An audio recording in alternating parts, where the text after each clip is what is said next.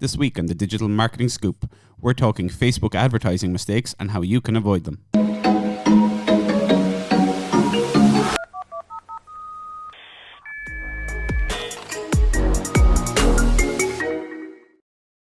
Hey everyone, and welcome to this week's episode of the Digital Marketing Scoop. So this week we're going to be chatting about Facebook ads, which is obviously a fantastic advertising platform that we use quite a bit.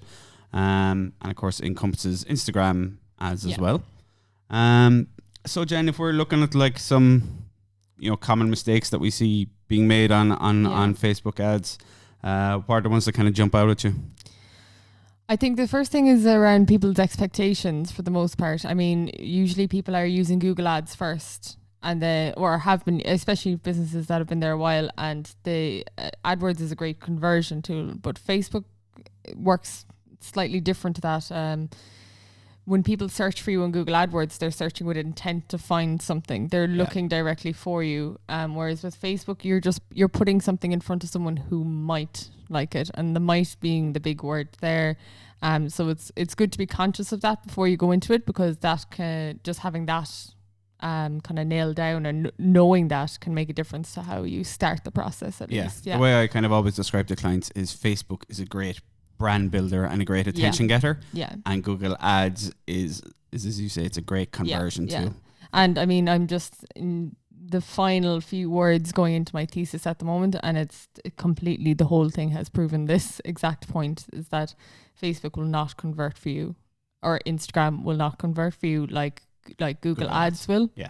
But it's still a fantastic brand awareness, and that whole side of it. Now you can still get conversions from it. Yeah. Oh God. Yeah. Oh, absolutely. Not saying that at all. To turn you off from you. No. But it's just that the rate of kind of like, if you're someone searching for widget A and you sell widget A on Google, it's obviously okay. There's massive intent from that person. Exactly. Yeah. Versus where you're creating audiences and demographics and things like that on Facebook, it's not going to be quite as specific. But in terms of awareness of your brand, getting attention, and all the targeting now that is available within the ad platform, it's an absolutely fantastic advertising tool. Yeah. So I suppose, actually, speaking of audience targeting, kind of the second thing we have on our list is not getting your audience targeting right. And look, it's very similar to Google Ads. If you're putting your ad in front of the wrong kind of people that aren't interested in what you're offering, you're not going to get the results. So just like with Google Ads, it is hugely important to make sure that you are targeting the right audience for your product, your services, if you're pushing kind of content, the right people to view your content. I mean, take a look at the data you have to hand already. Is it mostly women between the ages of 30 and 40? Is it a mixture of men and women between a certain like between 18 and 24? Then you'd be shifting a little bit more toward Instagram, of course. But just having a great overview of your audience is great. And that's not to say that you just choose your biggest one and that's it. I mean, if you have one product that's really kind of mostly women between 30 and 40 buy, and you have another product that mostly young men between 18 and 24 buy, just segment and just make sure you have, like, a great way to do it is build a little buyer persona, just a little kind of, John is 24, he's in college, he probably doesn't have much money, but he's able to do X, Y, and Z, and, build a little audience story for yourself almost, and that's a really, really good tool to kind of build your audience around then when you're flicking through the different things you can target. Almost talk out loud who's your perfect customer almost. Exactly. And as you're going through your Facebook ads, then create that perfect customer inside your targeting and inside your demographics. So I suppose when you're doing that as well, on the right hand side of the app platform, Facebook's going to tell you your kind of your potential audience size. So I suppose you kind of want to have a nice size audience, but you don't want it too big, because if it's that big and it's that broad, then there's probably more opportunity for you to start segmenting more and narrowing down that targeting. Yeah, definitely. And I mean, just as much as you can go too big, you can go too small. And I find sometimes if the audience is too small, you think you're doing great because you've really gotten that niche, and that is really good. That's great. But the the worst thing about having a small audience then is that if you don't have a smaller budget, or if you misalign the budget with it, it could get very repetitive to the same audience, and your frequency will go up and things like that as well. So it's good to get the arrow somewhere in the middle there, so that you're not fluctuating too much either side of it. Yeah. And especially if you have a small audience, it's really good as well to be running a lot of different ads. Yeah. Because if they're seeing the same ad over and over and over and over again. Yeah. Yeah. Oh, there's nothing. It drives me mad. There's nothing worse. So at least if you have a bigger audience and the frequency is quite low, yeah, probably not going to affect people as much. But if you have a very small audience and you have one ad in your campaign, they're going to get tired of that ad pretty quickly. Yeah, very quickly. Yeah. And I suppose one other thing as well when you're creating your ads is a lot of people, if they're doing, they won't go through the ad platform, which they directly, they'll use the boost button on mobile. Yeah. And a lot of the time they could have a huge amount of text on their images. Yeah. And that is going to affect the delivery of your ads massively. Oh, big time. Yeah. And the other thing, I think a lot of people go into that boost feature because they don't realize that they can select the post. So say, for example, you want to keep all of the likes and the comments and everything on your Facebook page. So if someone goes there, that's why a lot of people boost the post, just to get that little bit of engagement. So when customers come along and look at their page, it looks fantastic. Oh, look how much engagement. This must be great.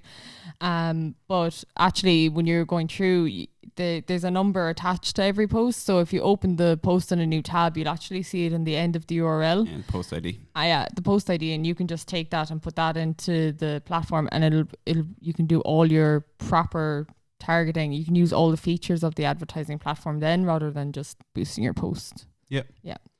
And I suppose the other thing as well then is, our office is falling apart. That's one for everybody on video. Yeah. So one other thing to look at, I suppose, as well, and we discussed this in the previous one, is the split testing side of things. Yeah. So where you're sending your traffic, it's very much worth your while that when somebody clicks your ad, if you're sending them to a particular page on your website or a particular landing page, that you're testing different pages. And tracking the results on those pages, because you don't know how people will interact differently in different content. Yeah, definitely. And again, back to your point before in a previous podcast, please don't send people to your homepage for all your ads. Yeah. That applies to both Facebook and Google. That applies everywhere. And Instagram and everywhere else. Everywhere.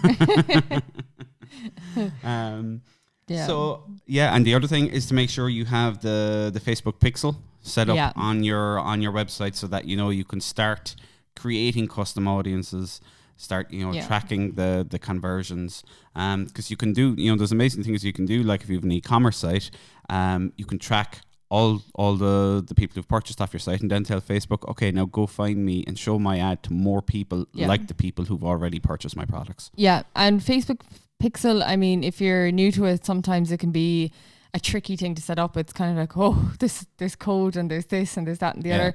But realistically, when it comes down to it, you can pop it into Google Tag Manager, set it up there. Now Facebook will give you the standard events to track, like your page views and these little things and purchasing and stuff. But if you have kind of, say, this button that you absolutely need tracked, I mean, there's ways of doing that as well. What I might do during the week is I'll put out a little kind of guide on Facebook Pixel for anyone listening to take a little look at. But it's great, but don't be afraid of it just because you don't see the answer to what you want to track straight off. There's so many ways of custom tracking everything. Yeah, and there's some WordPress plugins as well that can kind of, especially if you're on WooCommerce, if your website's built on WordPress with WooCommerce, that can automatically track the whole customer journey throughout for you, and automatically create the audiences of all your customers who've purchased your products. Yeah, exactly. And those are the vital things to be tracking then for your next stage of marketing when you're remarketing, and the Facebook Pixel has tracked your audiences, and that's great as well. You can segment out again then from there. Yep. Yeah. So video, as always, in pretty much every conversation, video, not using video. It's mad that a lot of people still aren't using video, but at the same time, it's a huge costly investment. It's a cost investment and it's a time investment. But if you do it right, it is so worthwhile. like in our podcast there about repurposing content. Yeah. That's probably the best way for most businesses to go about it, is to get someone out to video for a day, do a lot of long shots, do little snippets here and there, and just make sure, really think smart when you're doing your business. You're thinking about your video. How can you chop it up afterwards into smaller videos, things like that. If you think smart with it, you'll get so much more run for your money from getting your videos done as well. Yeah. Plus, the live feature as well. So live video, doing live video on Facebook, they just show it to a lot more people. You just get a lot more reach, really, when you go live. Yeah. So it's well worth doing that as well. And a good way to do it is just little tips for people. So if you're in a business where you can help people, start your live video. Yeah, exactly. Do quick 2, 3, 4 minutes live video. Here's how to do this, or here's how this can help you. Yeah. And you'll have instant reach, and a lot more reach than if you just posted it on the page as well. Yeah. And don't be afraid of it. Just give it a go. Yeah. Yeah. You can always take it off the page afterwards. Yeah, exactly. Just delete it. Yeah. And the last thing is one of our favorite things, remarketing, retargeting. Yeah. It's what works best on Facebook and Instagram at the end of the day. I mean, if you're just jumping in to Facebook and Instagram advertising, and say you've got a website with a high volume of traffic, set up the pixel, let it sit for a few days or a little while anyway before you get started, and you could start remarketing straight away, rather than usually people say, oh, you start at the top of the funnel and you put out your brand awareness ads and you retarget.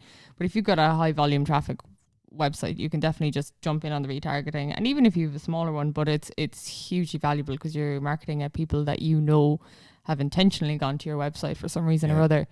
One of my favorite little tricks is with the Facebook pixel, you can delay it for 3 seconds. So after it only triggers after 3 seconds, after someone being on your website for 3 seconds, and that kind of takes away a lot of the waste traffic of people who just jump back in and out and click in and out by accident.